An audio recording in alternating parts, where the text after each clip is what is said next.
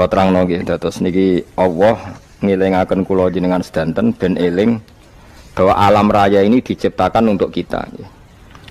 Untuk kita ini macam-macam nggih. Misalnya kalau fisik Allah nggawe buah ya kita makan. Ini untuk kita yang kebutuhan dzahirah. Nggih kula baleni malih ya. Untuk kita itu kalau fisik misalnya ada buah kita makan terus kita kuat. Ada air kita minum terus kita kuat. Itu nikmat fisik yang dzahirah napa? Yang dzahirah. Ada nikmat batinah yaitu kepuasan mendapatkan ma'rifatullah. Nggih ulang lagi kepuasan mendapatkan apa? Ma'rifatullah. Itu nikmat batin. Baik yang terkait Allah maupun terkait logika-logika tasawuf. Terkait Allah misalnya gini, misalnya kula mikir ya. Kula nu bolak-balik matur niki, berkali-kali di tempat ngaji ini. Mugi-mugi jenengan eling mboten gadah masalah ingatan ini eling-eling. Eling-eling tenan. Wong nak soleh, ya soleh, soleh. Cek soleh mulai cilik, cek soleh dadakan terus husnul khotimah. Pokoknya napa? Soleh. Niku nak mati, niku bumi ku nangis. Nangise bumi ku kekurangan utawi kalong wong sing sujud ning ndekne. Ya Allah Gusti, biasanya wonten tiyang niku sujud teng nggen kula, dia berperilaku baik teng nggen kula, sakniki tiyang niku mun jenengan ambil nangis bumi. Sakniki sing urip karek bedua-bedua, damel narkoba, damel ngefly, damel macam-macam lah. Itu nangis bumi. Langit seweneng. Seweneng. Gusti matur nuwun Gusti, orang itu saya tunggu lama sekarang sudah engkau angkat ke tempat kami. Maksudnya diangkat teng langit. Sing bumi nangis, sing langit napa? Seneng. Nah, kemudian kita berpikir begini, bumi kok iso nangis ku piye? Nah, itu terserah sampean apa termasuk ulama zahir apa termasuk ulama batin. Kalau ulama zahir mengatakan bumi nangis itu mau kinayatun anil husni. Pokoknya pantese bumi ku susah, wong kelangan putra terbaiknya. Tapi nak cara ulama-ulama hakikat yang mengenali sekali betapa kudrahnya Allah, betapa kudrahnya Allah itu tidak terbatas. Itu yang meyakini bumi nangis itu nangis tenan. Misalnya ngeten kalau tak terangno malih ya. Kowe bayangno dadi Nabi Adam, ngrungokno kowe. Kowe bayangno dadi Nabi Adam. Nabi Adam tenan maksudnya. Terus Nabi Adam orang pertama dia tahu betul kalau dia dicipta dari bumi. Dan dia pula tahu betul, beliau tahu kalau dia bisa ngomong, bisa mikir, bisa macam-macam. Terus indukannya beliau itu bumi. Mesti pikiran Nabi Adam, jangan-jangan bumi ini juga bisa berpikir kayak saya. Ini kan materi saya, karena saya dari bumi ini bisa ngomong, bisa melihat macam-macam. Terus bedanya apa? Manusia mbek napa? Umpama kowe dadi Nabi napa? Adam. Orang yang dekat sekali, qoribu ahdin, dekat sekali dengan kesaksian kudrah Allah. Gini ku dekne roh nak materi ini ke bumi dan dia orang pertama yang urung lali kamane. Tapi ketika sudah ribuan orang, mungkin jutaan orang lali, seakan-akan bumi itu tidak jenis dari kita. Bumi adalah hal yang berbeda dengan kita. Kita manusia berakal, bumi itu benda mati. Terus kowe katut wong goblok-goblok, bumi itu benda mati. Sajane ya rada kriminal wong Islam muni bumi itu benda mati. Enggak bisa berpikir, yang bisa berpikir hanya manusia. Itu kengawuran-kengawuran yang kita ciptakan sendiri, kita wariskan turun-temurun. Umpama kowe iku dadi ulama, ngomong ngono iku isin. Bumi kok nyekseni kowe sujud, banyu nyekseni mbok pangan, mbok ombe kanggo sujud. Semua itu bersaksi tentang kita. Nggih, lah nek sampean tanglet kula, cara melogika gimana? Begini, tak wari cara gampang-gampangan nggih.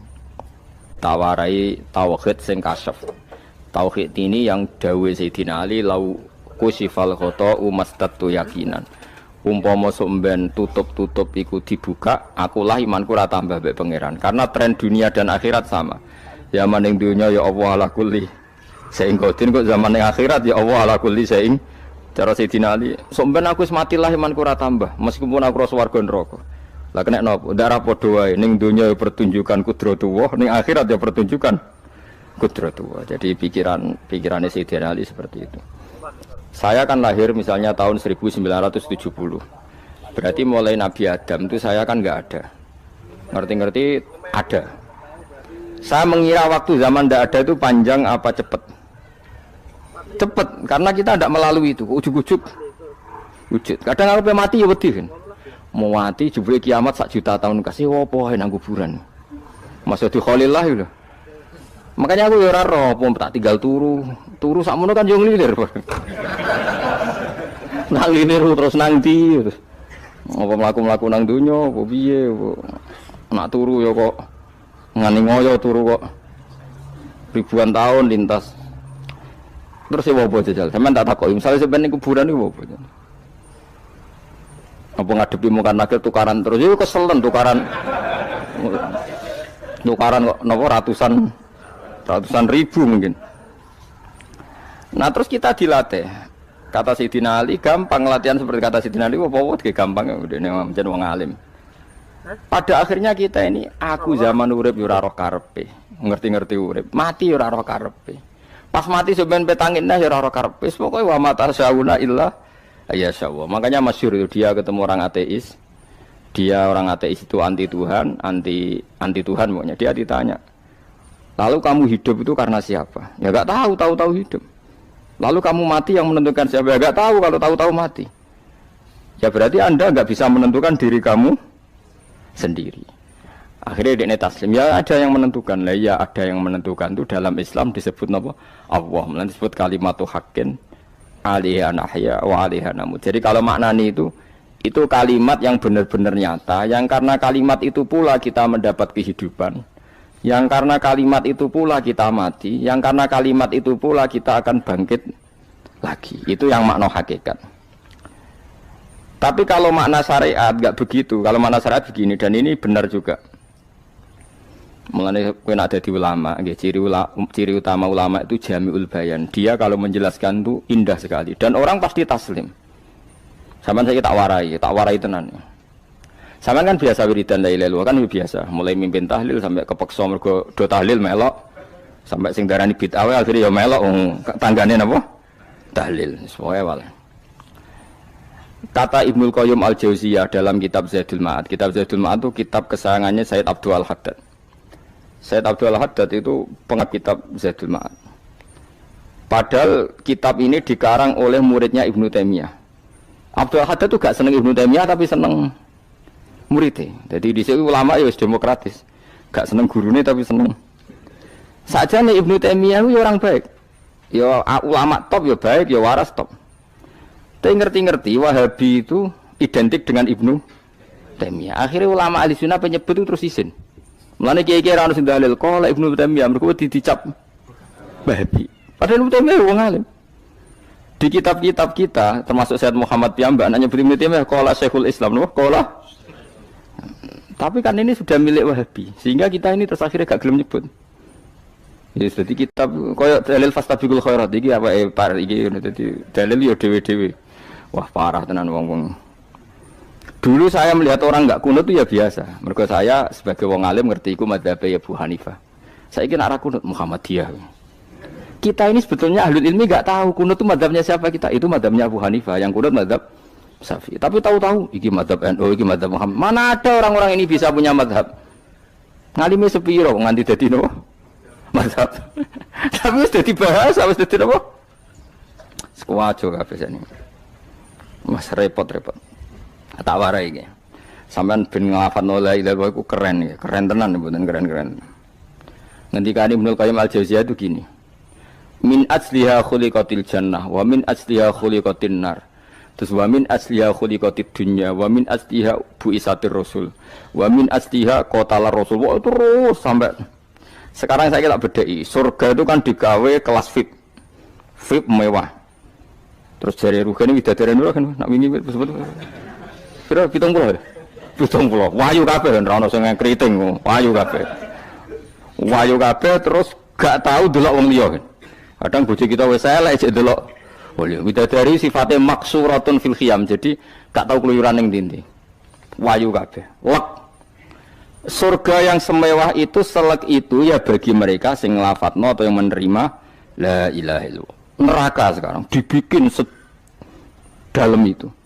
Jari Abu Hurairah neraka itu tes-tesane benda kamu jatuhkan ke neraka itu untuk santai ke bawah itu nunggu 70 tahun. Kila 70.000 tahun. Dikira HP mu mbok ceblokno neraka itu cebloke ngenteni 70 tahun. Betapa dalamnya. Ngentekno bego piro ya bayang misalnya. Oh itu kontraktor mana saja tidak sanggup itu disuruh ngeduk kedalaman neraka. Iku ya mau kanggo wong sing menolak la ilaha illallah. Jadi kalimat ini luar biasa. Swarga digawe bagi yang nerima, neraka digawe ya untuk yang menolak. Ya kalimat sing kok nak tahlilan turu iku lho. Iku kalimat sing nggo alasan apa gawe swarga. Terus kalimat sing suwe-suwe sing lafadzno diarani bid'ah iku. Itu kalimat sesakral ini nasibnya akhir zaman iku entek. Gara-gara dilafadzno tahlilan tersangka jadi apa? Bid'ah. Dulu kalimat yang dipuja-puja penyebab surga dan neraka. Saiki kalimat itu tersangka. Mau perkara napa? Bid'ah. Wis aja melok-melok, kowe debat ya ora iso makili aku, sebarno iso. Kok kowe terusno dalan tok. Dah. Berarti la ilaha illallah itu kalimat yang surga dibikin karena itu, neraka dibikin ya karena itu. Kemudian Allah punya sunnah, lalu butuh pelatihan. Dikasihlah Allah gawe bumi. Piye-piye manusia butuh latihan, dibikinlah bumi. Bendene latihan ikrar la ilaha illallah dengan sadar, dibikinlah bumi, liyabluwakum terus dites. Wes digawe bumi, ana makanan, ana minuman, ana wong wayah, ana pegatan macam-macam, wong diutang wis mbulet macam-macam. Gue ngetes, eling la ilaha illallah apa eling utangi, eling la ilaha illallah apa eling kasuse, pokoknya dites. Karena enggak fair kalau Allah bikin itu kemudian enggak dites. Dibikinlah darul imtihan. Dunia itu bahasa Arabnya darul imtihan. Tempat tes-tesan. Imtihan mana apa? Tes. Liyabluwakum diuji. Wes diuji kita hidup. Artinya kita dihidupkannya pun oleh Allah demi tes-tesan la ilaha itu disebut kalimatu haqqin alaiha. Nah ya sebenarnya kita hidup pun ini untuk dites. Pada akhirnya la ilaha illallah apa enggak? Paham ya? Terus dites. Allah itu juga secara hukum itu kan enggak fair, dites kok enggak punya pemandu. Dibikinlah rusul, diutuslah para rusul untuk pemandu. Tes itu kan butuh seru. Mak pemandu tok ora ono musuhe kan enggak seru, dibikinlah setan. Saat ini sebagian kita sudah setan tapi ini ben seru. Lho ndak setan kan minal jinnati wan nas, rumangsamu setan usopo. Baik setan minal jinnati wan nas. Jadi kena muni auzubillahi minasyaitonir rajim terjemahane berlindung Allah dari saya sendiri ya Allah itu.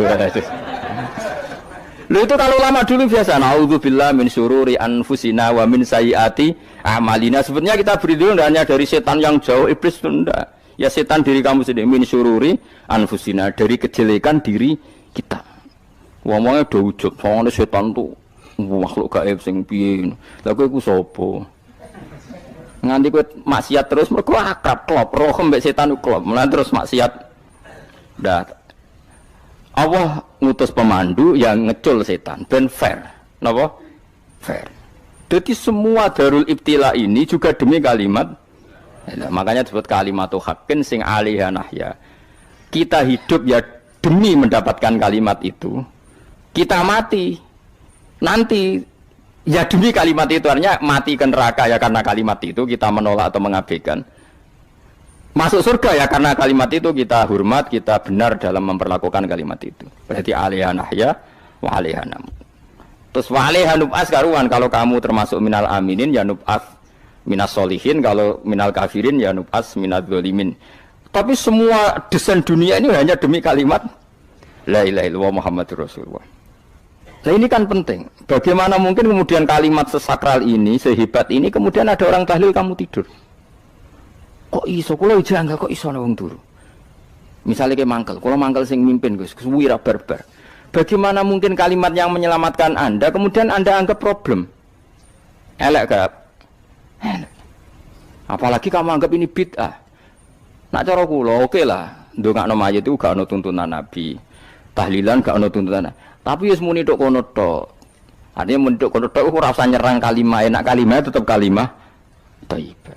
Soal kowe ora seneng sing tahlil, mergo tiga profesi lah iku wonge wae gedhinge aja geman. Ya saya misalnya, saya kadang enggak cocok sama mubalek karena kadang profesi. Tapi saya tidak pernah anti pengajian bagaimana untuk membawa syiar Islam. Tapi kalau balik kadang ora seneng, kadang takok entuk piro. Bareng sangone sithik, kok sumpah mek transportasi ini. Lah ngono kok mbok senengi iku piye? Tapi kita terus gedeng keliru iku sing nggawa syiar Islam. Mana ada pengajian didengar orang banyak tanpa mubalek? Gak iso. Ndune iso melepukno barang-barang ra penting dadi penting iso. Lah cara guruku teng sareng, lha ngape mlepuk kanggo panggung barang perkara. Tapi kadang ya benar.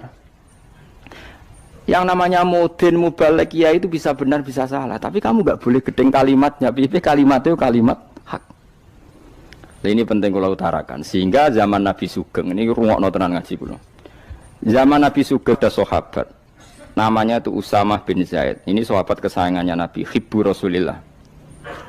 Usama itu diutus Nabi perang. Ini dengerin nih, diutus perang. Pas perang itu si kafir tadi memenggal temannya. Ada yang tangannya putus, kakinya putus. Wah, seorang kafir ini sudah luar biasa. Bacok sana, bacok sini. Ketika terdesak oleh pasukan Usama, kebetulan Usama ini cakap ya, sama beberapa temannya orang Ansor. Orang kafir yang sudah koto'a arjulana wa koto'a aidiana, dia pas terdesak bilang la ilaha illallah. Terus sama Usama tetap ditusuk, dibunuh karena dia berpikir ini qolaha muta'awwidzan, dia melafadzkan kalimat itu hanya berlindung dari pembunuhan. Setelah dilaporkan Nabi itu marah besar. Nabi ngendikan kaifa anta ya Usamah bila ilaha illallah idza ja'at bika yaumal qiyamah. Kowe nak ditakoki la ilaha illallah ku piye? Piye-piye wis ngomong la ilaha illallah, tapi ambek ngomong ngoten sakwise ngethoki tangan kula, maksudnya tangan kula tangan kelompok saya kaki saya. Nabi tetap jawab kaifa bila ilaha illallah idza ja'at bika yaumal qiyamah. Pokoknya Nabi menyoal terus. Sampai menjadi fatwa ijma'nya fuqaha, siapapun yang melafatkan la ilaha illallah harus kita terima meskipun qolaha muta'awwidzan, meskipun saat melakukan hanya cara zahir berlindung dari kematian, sehingga kita terima. Orang kafir yang 80 tahun kafir melafatkan la ilaha illallah 1 menit menjadi mukmin. Sampai ada ayat kulil ladzina kafaru iyantahu yufar lahum ma qad salaf. Ini kalimat yang sakral, bahkan kafir yang 80 tahun saja menjadi mukmin hanya karena melafatkan la ilaha illallah. Mulane yang ngaji saya, yang senang saya, jangan pernah kamu mengatakan ada bid'ah yang orang bisa jadi kafir. Bagaimana mungkin orang mukmin yang ke kuburan dan melafatkan la ilaha illallah kamu katakan kafir? Padahal kalimat ini yang kafir 80 tahun saja menjadi mukmin. Saiki ana wong nglafatno la ilaha illallah mergo salah tempat pinggir patok mbok arani kafir. Lho kok aneh. Sing kafir 80 tahun dadi mukmin iki gara-gara ngafalno la ilaha illallah dadi kafir. Mergo mau salah tempat ning pinggir apa? Patok. Mboten ora cocok muni nganggur, wong sering ziarah ku nganggur. Nyatane ya tenan. Cara dekne pegawai negeri ora sering ziarah. Nah iku tapi ora usah muni kafir, muni kafir gak mungkin lah. Coba kalimat ini itu orang kafir yang 80 tahun menjadi apa coba dengan melafadzkan kalimat ini? Mukmin kan? Berarti kalimat ini adalah kalimat penghilang kekafiran. Lalu karena dilafadzkan secara salah dianggap kafir. Hanya karena bid'ah itu tidak mungkin. Makanya sebetulnya Wahabi yang alim-alim itu tidak berpendapat demikian. Saya punya beberapa referensi Wahabi yang alim itu tidak pernah mengkafir-kafirkan orang karena perdebatannya seperti itu. Tapi saat ini wis kuwajo. Sebenarnya kalau orang alim itu ya mirip-mirip, entah Wahabi entah tidak mirip-mirip. Karena kalimat tadi. Wahabi itu kitab terbesarnya itu Ibnu Taimiyah. Ibnu Taimiyah itu punya murid Ibnu Qayyim Al-Jauziyah. Itu sampai sekarang saya lihat di fatwanya Ibnu Taimiyah itu begitu hormat sama orang-orang kita ini sama. Tapi tahu-tahu lewat penyaduran sana sini terus menjadi kacau. Jadi kalau balik ini malah sampai nak kepengen dua nikmat batinah seperti tadi yang saya utarakan. Swarga dicipta sedemikian mewah ya demi yang menerima la ilaha illallah. Terus neraka dibikin se ekstrim itu juga bagi yang nolak. Kemudian dibikin daru pelatihan yaitu dunia ya karena kalimat berarti kalimat itu luar biasa. Wa biha qamatis samawati wal ardu. Kalimat ini pulang menjadikan langit bumi berdiri. Bon. Lalu sekarang kita bisa ngomong, bisa berpikir, bisa ngadekno BPKB macam-macam. Itu karena kita sendiri apa karena kudratullah? Saya tanya. Karena kudratullah. Kalau karena kudratullah, apa susahnya Allah bikin kemampuan tanah ini nangis, tanah ini susah. Wong podo-podo kowe iso nangis, iso mikir ya mergo kudratullah, ndak karena kamu. Harusnya ya sama, bumi-bumi ini bisa menangis juga karena kudratullah. Makanya bumi ini menangis ketika enggak ada orang yang sujud. Iku ya mungkin. Wong zaman kowe iso nangis ya krana kudratullah, mestine bumi yang kamu katakan benda mati, hakikatnya dengan kudratullah juga sama dengan kita. Mulane tenggene kitab Al-Husunul Hamidiyah, kula ngrasa utang tenan mbek kitab niku. Dulu saya ngaji 2 tahun kitab Al-Husun. Kitabnya kecil tapi saya ngaji itu 2 tahun. Berkali-kali saya ulang. Itu beliau cerita gini. Dia yang ngarang itu orang alim, kebetulan dia orang India. Memang kelebihannya kitab dikarang orang Arab itu luweh bulet. Wong Arab kan semuanya Islam, karangannya itu standar. Ini dikarang wong India. Di Tonggo Blodor, di masjidnya, dikarang ulama yang masyarakatnya itu ndak karu-karuan. Beliau cerita itu gini, manusia itu punya satu kebodohan, di mana kebodohan itu disebabkan oleh robtul asbab al-adiyah, mengkaitkan sebab sing biasa-biasa. Misalnya gini, sama saya kita omongi, misalnya ada orang bilang gini, batu ini nanti itu menjadi ayam. Orang bilang mukhal apa enggak? Enggak, jawab saja. Mukhal. Kenapa bilang mukhal? Karena dikira enggak bisa kan? Enggak, jawab saja. Jawab satu-satu. Batu ini menjadi ayam. Kamu jawab mukhal. Alasannya apa? Alasannya enggak mungkin terjadi apa kamu enggak bisa? Sebetulnya karena kamu enggak bisa. Udah. Lau ukhbiro dzakar rajul. Andai kan orang itu kamu kasih tahu, klungsu ini biji asem itu, biji pohon asem itu. Nanti yang kecil ini suatu saat besar. Setelah besar buahnya banyak, tambah besar, tambah besar. Terus orang bilang mungkin. Ketika bilang mungkin itu karena dia bisa apa hanya karena menyaksikan berkali-kali ada kejadian nak klungsu ditandur, iku iso dadi gede. Coba sama jawab. Karena dia bisa apa karena hanya menyaksikan itu sering terjadi? Hanya menyaksikan. Artinya zaman dia mengatakan mungkin itu pun tidak memberi kontribusi ikut buat. Iya enggak? Tetap bergantung kudrahnya Allah. Dia hanya bilang mungkin karena sering melihat. Sebenarnya dia enggak sama sekali memberi kontribusi. Lah darani mungkin ya ora urun. Paham ya? Lalu kenapa dia kecangkeman terus muni wong wis mati dadi lemah gak mungkin dadi manusa meneh. Lho zaman dadi manusa sing wis ngene iki kok mani dene lara melo gawe. Terus muni mungkin mergo sering terjadi, sering roh, sering bersaksi. Berarti sebetulnya manusia itu pakai ukuran dia mampu tidak mampu apa pakai ukuran bersaksi melihat? Bersaksi. Nah ini kan problem kita sebagai manusia itu problem. Mulane disebut wa kanal insanu zaluman jahula wis goblok aja-aja. Mergo manusia ku nak wis goblok aja-aja. Makanya saya kemarin diminta ngisi di pondok kajen. Kalau sampeyan berdebat sama orang ateis atau orang komunis itu gampang saja. Dilatih begini seperti teorinya Quran. Ya nanti saya teruskan ini tak ulang lagi ya. Saya ulang lagi ya. Andai kan nggak pernah terjadi telur itu jadi ayam, nggak pernah terjadi sama sekali. Telur itu jadi ayam. Terus kamu mengasih tahu orang tadi, telur ini loh nanti jadi hewan yang hidup terus terbang. Mesti dia bilang mukhal, mau benda mati kok nanti jadi benda hidup yang terbang ngalor ngidul. Berhubung sering terjadi dan dia pun tidak ikut bikin, bilang mungkin. Paham ya? Saya ulang lagi ya. Berarti dia bilang mungkin karena sering apa? Terjadi dan dia lihat. Andai kan pertama kali nggak ada telur sama sekali yang jadi ayam, terus pengalaman pertama di dunia belum pernah terjadi. Kamu kasih tahu telur ini nanti jadi ayam terus terbang. Orang ini bilang mukhal enggak? Mukhal. Berhubung sering terjadi bilang enggak? Nah berarti kita nanti bangkit dari kubur gampang saja bagi Allah. Cuma belum pernah terjadi kamu mengatakan mukhal. Nah makanya otak kita harus dibenahi. Makanya jogeman percaya ambek yang pernah kita lihat, yang sering kita lihat. Percayalah dengan akal, tapi akal waras deh. Karena waras itu serepot tatanannya wangil. Makanya Islam itu melatih. Kul falillahil hujjatul balighah. Misalnya begini ya, dulu kalau Gerwani atau PKI atau siapa sajalah, itu kalau melatih anak-anak TK, makanya seorang ulama harus punya kecakapan penjelasan ibanatul ahkam. Itu anak-anak kecil dilatih. Anak-anak kamu terpejam, mintalah manisan sama Allah. Ya Allah saya minta manisan, saya minta permen. Terus disuruh buka, dapat enggak anak-anak? Enggak dapat bu, wah berarti Allah enggak ada. Sekarang minta sama bu guru. Bu guru kami minta permen dikasih. Berarti yang ada bu guru bukan Tuhan gitu. Akhirnya jadi gerakan ateisme. Nah sebetulnya untuk melawan gerakan itu kita harus melatih begini misalnya gini. Saya itu pernah ketemu sama orang yang berpikiran komunis. Oh komunis juga. Dia nantang saya gini, Pak Bapak, pokoknya saya tidak bisa nerima konsep Tuhan. Sebelum Anda bisa menjelaskan kenapa ada Tuhan. Jadi, bocah kok elek ini. Nah, aku ngerti aja, sak cerdas ini tetap cerdas aku yakin tetap cerdas aku. Rasanya selain raine seram meyakinkan, tapi pikir tetap cerdas. Kulo itu kan wong Quran gitu, artinya punya pikiran panjang.